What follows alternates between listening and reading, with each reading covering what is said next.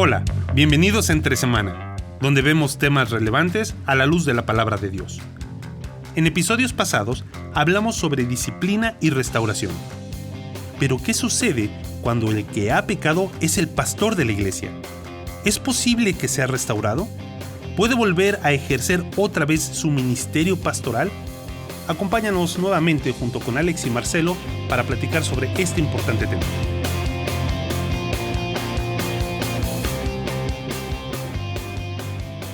Gracias por acompañarnos entre semana. ¿Sabes qué les digo un secreto?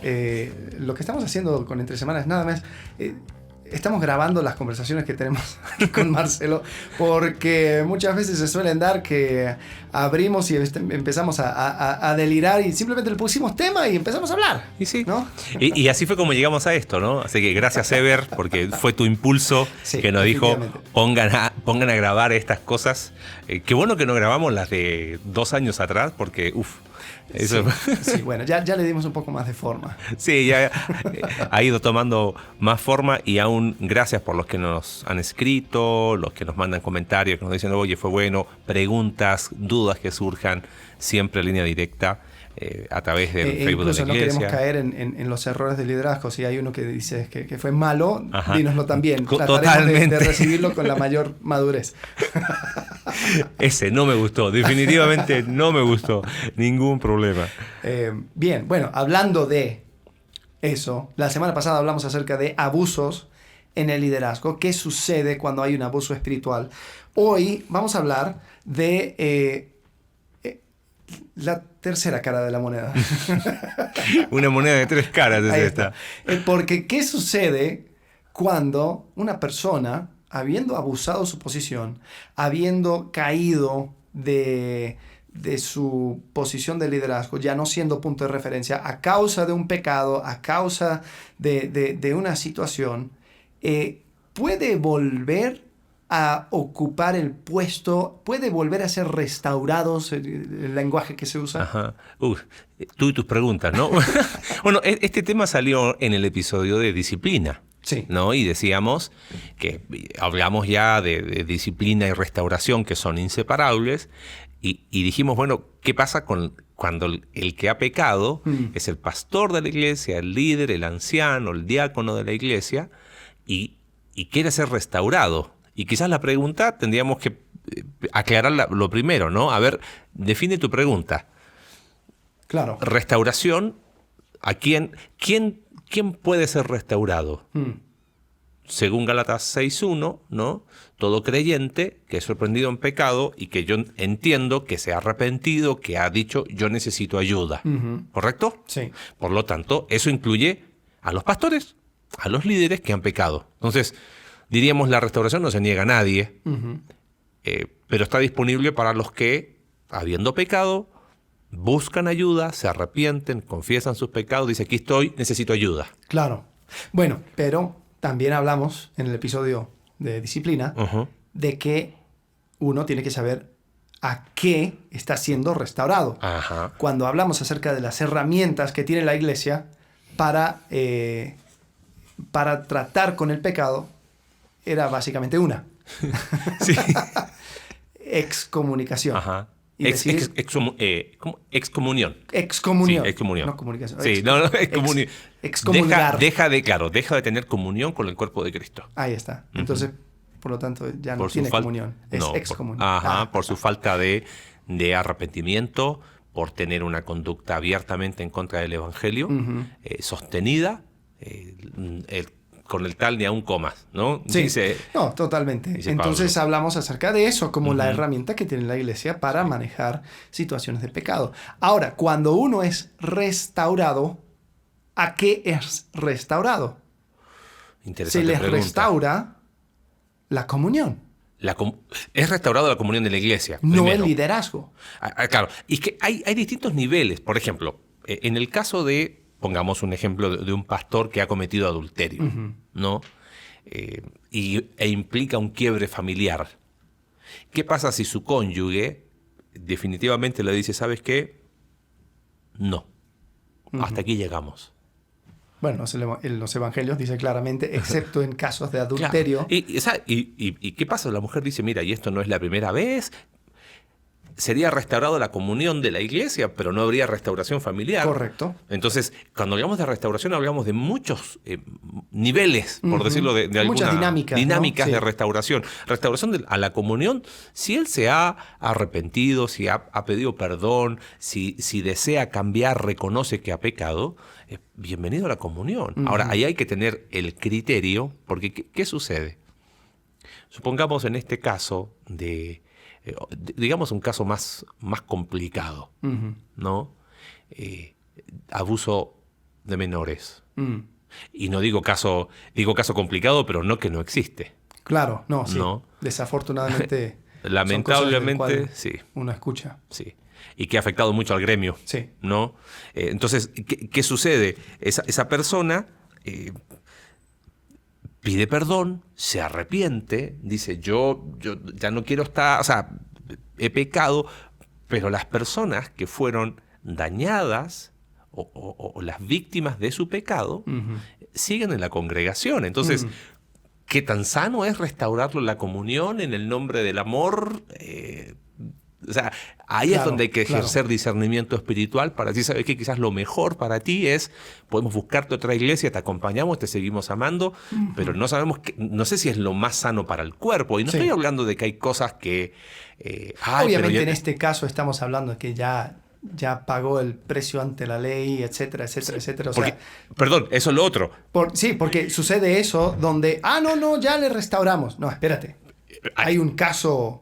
Hay un judicial, caso, claro. Hay una situación legal. Y hay personas que dicen, bueno, pero la ley de Dios está sobre la ley de los hombres. Bueno, porque está sobre la ley de los hombres, dice, sométete a las autoridades. Entonces, si la ley, si hubo un delito y debe pagar, debe cumplir con la condena que el juez, en este caso, las leyes de su país... demanda de él o de ella, determinen por el delito que haya hecho, ¿no? Entonces, ahí es donde uno dice también el criterio. ¿Sabes qué? Supongamos que esa persona salió, pagó, con todo lo que tiene que hacer ante la ley de los hombres, y está arrepentido y todo eso, está el ejercicio del discernimiento y el criterio espiritual para decir, ¿sabes qué? Te amamos, pero creemos que lo más sano va a ser quizás acompañarte en la búsqueda de eso, por una cuestión del beneficio. Y no se trata del perdón, porque es súper fácil teorizar desde un escritorio diciendo, ¡ay, qué falta de perdón! Sí, pero ¿cómo le dice a la familia que fue afectada? ¿No? Ok, sí, pero vamos al concepto que nos incumbe hoy. Ok, bueno, ahí está. Ajá. Yo creo que hablamos de esto porque queríamos definir. Cuando uno es restaurado a comunión en la iglesia. Ajá. El problema es que a veces se da una dinámica en el liderazgo. Es como que, caí. Bueno, me arrepentí. Listo, ya quiero mi puesto de vuelta. Mira, me arrepentí. Mira mis lágrimas. Dámelo. Y te digo algo, toman hasta ejemplos bíblicos, ¿eh? Yo he escuchado. Bueno, y David, él pecó y dejó de ser rey. Claro. Y digo, bueno, si tú tomas ese ejemplo, tú te crees rey de tu iglesia, evidentemente, ¿no? O sea, ahí primero estamos hablando de otros conceptos, de otra administración, ¿no? Pero hay gente que toma ese ejemplo. Sí, y yo creo que esto es un asunto donde cada etapa se tiene que tomar por su lado, ¿no? Cuando, por ejemplo, nos toca la situación desafortunada de aconsejar a una pareja que no estando casados tuvieron relaciones y ahora la chica está embarazada. Si es jovencita no estaba en sus planes casarse en ese momento. Tal vez la tradición dice, bueno, que se casen ya y antes de que aparezca la evidencia, ¿no? Pero el consejo que damos es, espera, las cosas por su lado. Sí. Primero, uno tiene que... O sea, ya hay un error. Y hay que separar las cosas, Hay que separar las cosas. No cometes un segundo error de casarse con una persona que tal vez no sería lo más sabio y simplemente por esta liga que se creó, este vínculo, ahora te sientas obligado a cometer un segundo error. Y hay que separar las aguas. Y por otro lado, herencia de Jehová son los hijos, siempre. Y un hijo es una bendición, pero eso no quita que fue pecado como fue concebido. Claro. O sea, sí. no quita una cosa, no tapa la otra, ni transforma a otra. O sea, ahora, puede ser que se da la situación donde digan, bueno, sí, tal vez lo mejor es que se casen.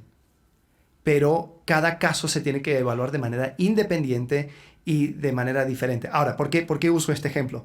Porque tal vez hay situaciones donde hubo un arrepentimiento, hubo una restauración a comunidad, hubo un crecimiento y un fortalecimiento en la vida de ese ex líder en cuanto a las áreas débiles, ¿no?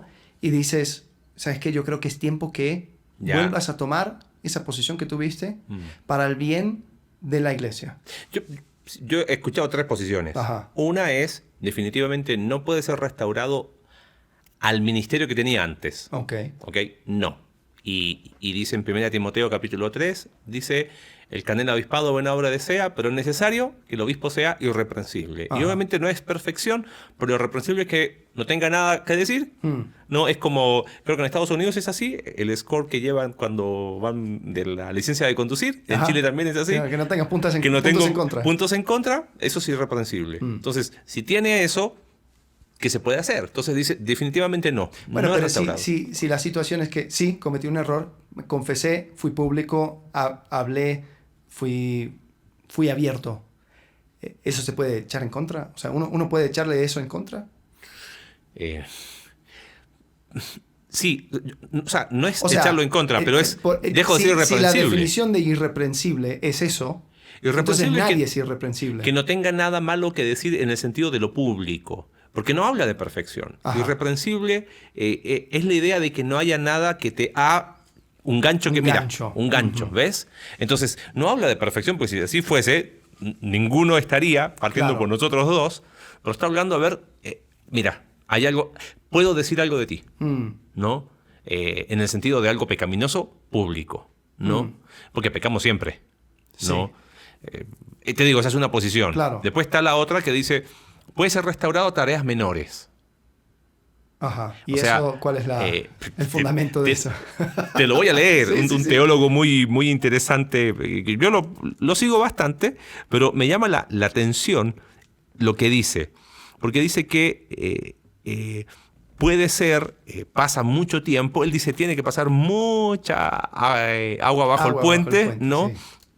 Pero me llama la atención porque dice, un hombre es muy difícil que recupere la credibilidad otra vez, pero puede comenzar desde abajo, como si en la iglesia se tratara de una empresa. O sea, hay una entonces jerarquía. Él dice, quizás comience limpiando el edificio, es contexto de Estados Unidos, estacionando autos para los ancianos, para los adultos mayores en el estacionamiento de la iglesia, quizás va a las reuniones de oraciones, después de algunos años se le puede pedir que sea líder de un grupo pequeño, y después quizás con el tiempo y con los años sea un diácono fiel, y como que si va subiendo posiciones. O sea, se me hace bastante raro para...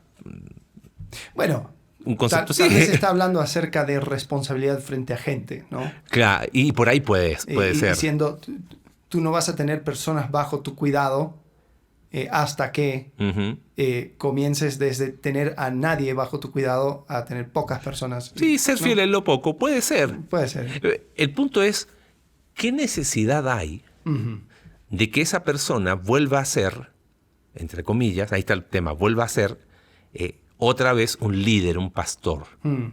Quizás hay un problema de identidad detrás.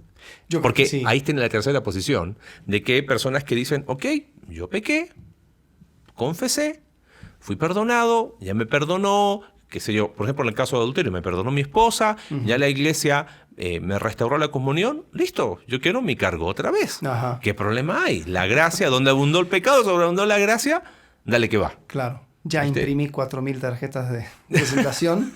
No lo voy a echar a perder. Y ¿sabes qué? Hay personas, yo he escuchado públicamente, o sea, no estoy diciendo cosas que me inventé ni chisme, públicamente, personas que han dicho, pastores, ¿no? Que han tenido un quiebre matrimonial y han dicho, yo voy a ser restaurado durante el ministerio. O sea, ellos no dejan el ministerio y dicen, yo voy a ser restaurado mientras sigo haciendo el ministerio. O sea, en mi quebranto voy a seguir igual haciendo lo que estoy haciendo, sí. ¿no? Porque mis hijos espirituales me necesitan. Ajá. Fueron sus palabras textuales.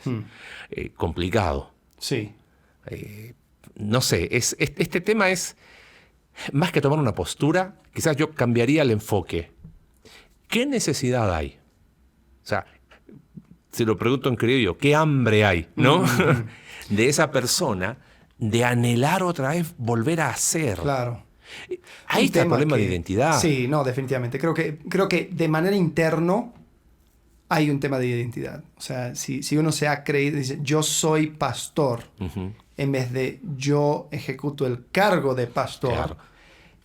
Sino yo soy pastor. Pastor lo define. Correcto. Y cuando se le quita, ¿qué es? Es un ex pastor. Claro. Entonces yo tengo que volver a ser. Yo no voy a quedarme en la vida como ex pastor. Paul Tripp habla de ese en su libro Llamamiento Peligroso, de que uno de los grandes peligros que enfrentan las personas que sirven en alguna función de liderazgo es hacer de su llamado, su vocación, su identidad. Entonces dice, pastor me define.